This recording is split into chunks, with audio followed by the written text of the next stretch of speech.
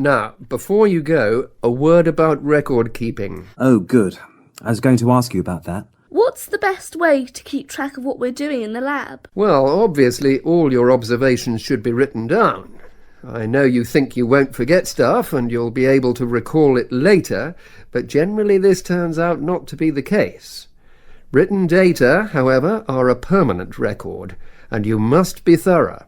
Organise and record everything in a bound notebook. I use a spiral notebook. And I use a large notepad. That won't do. A book with binding ensures the pages are not easily removed or lost.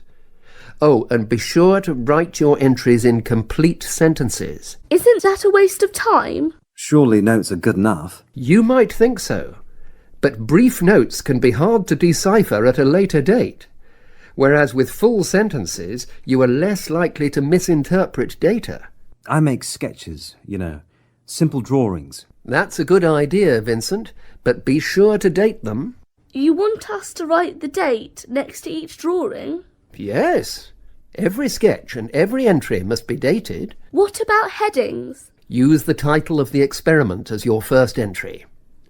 When you have completed your observation entries, answer any questions that have been posed, and then, finally, write your conclusion. How do we write a conclusion?